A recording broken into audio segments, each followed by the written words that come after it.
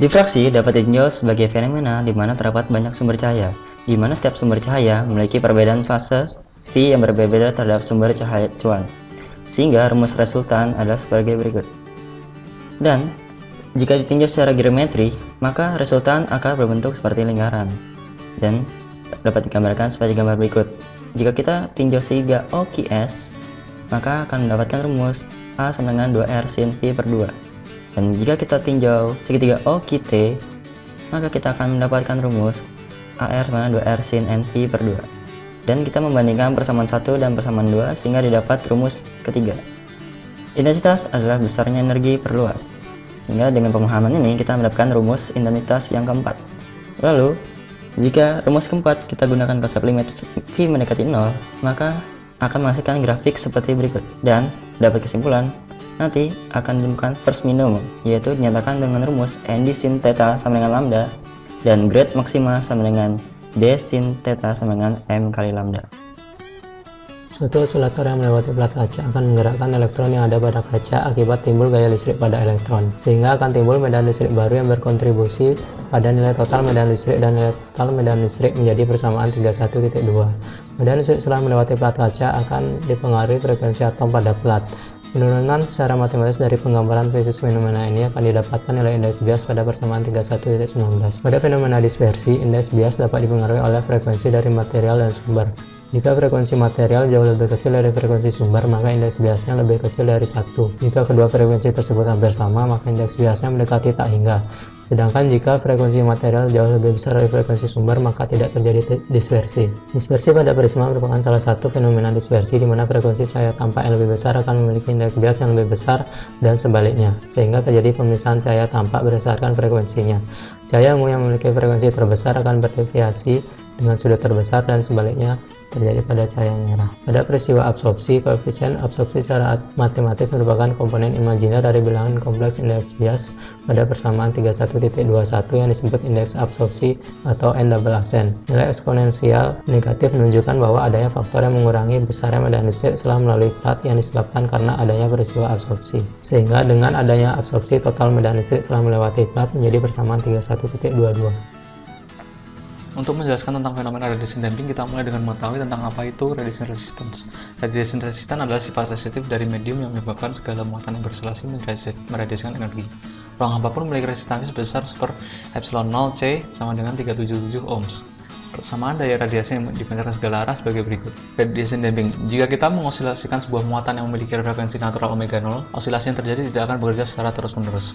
Itu berarti bahwa sebuah osilator akan kehilangan energinya, meskipun hal ini dilakukan di ruang hampa dan osilasinya tidak dipengaruhi apapun. Perlambatan dari osilasi muatan digambarkan oleh V0 sebagai berikut. Dan contoh yang kita gunakan adalah Q pada atom sodium, di mana lambda sama dengan 6000 angstrom, dan didapatkan sebagai berikut.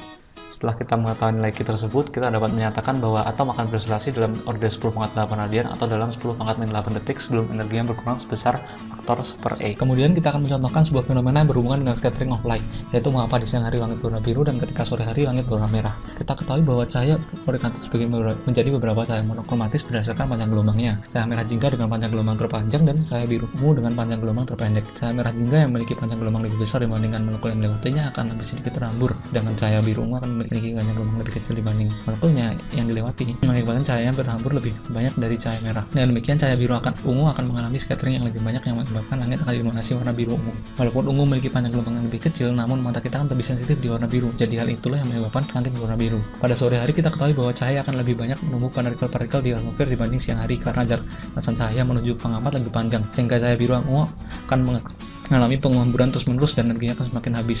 Sedangkan untuk cahaya merah yang memiliki panjang gelombang relatif lebih besar dibanding partikel yang dilewatinya, hanya akan mengalami sedikit penghamburan, sehingga pada sore hari langit akan berwarna merah. Polarisasi merupakan fenomena di mana medan listrik atau medan magnet dari cahaya bergerak ke arah suatu tertentu. Suatu polarisator yang menghalangi sumber cahaya dapat memfilter cahaya yang tidak terpolarisasi, sehingga cahaya menjadi terpolarisasi. Ada 3 jenis polarisasi berdasarkan arah pergerakan medannya. Yang pertama merupakan polarisasi linear yang terjadi saat getaran arah X dan Y fase, maka resultannya merupakan penjumlahan kedua vektor komponen, seperti yang dapat dilihat pada gambar. Selanjutnya polarisasi sirkular, yang terjadi karena beda fase 90 derajat, dan kedua komponen harus memiliki besaran yang sama. Polarisasi ini dibagi lagi berdasarkan arah getarannya, yakni left hand dan right hand rotation. Selanjutnya ada polarisasi elip yang ketika beda fasenya di antara 0 dan 90 derajat. Pemantulan dapat menghasilkan cahaya terpolarisasi jika sinar pantul dan sinar biasnya membentuk sudut 90 derajat, yang selanjutnya dikenal dengan hukum Brewster. Jika terdapat suatu berkas cahaya mengenai sebuah kaca, kemudian berkas cahaya tersebut dibiaskan dan sebagian lagi dipantulkan. Pada gambar pertama, arah polarisasi cahayanya tegak lurus dengan bidang, dan pada gambar kedua arah polarisasi cahayanya sejajar dengan bidang. Dari kasus tersebut akhirnya didapatkan persamaan intensitas sinar refleksi persamaan 3,9.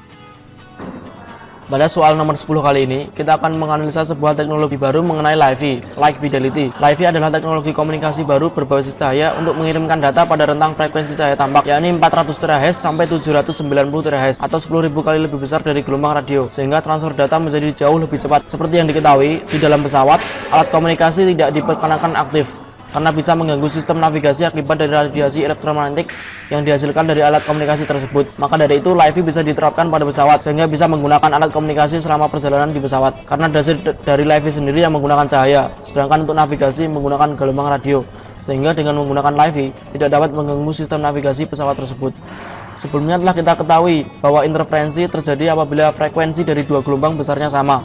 Karena cahaya dan gelombang radio berbeda frekuensi, maka tidak akan terjadi interferensi, sehingga tidak terjadi gangguan antar sinyal. Agar optimal, penggunaan LiFi pada suatu ruang haruslah menggunakan bahan material dinding yang reflektif. Sesuai persamaan berikut, faktor absorpsi akan menyerap cahaya, sehingga informasi yang disampaikan kurang maksimal.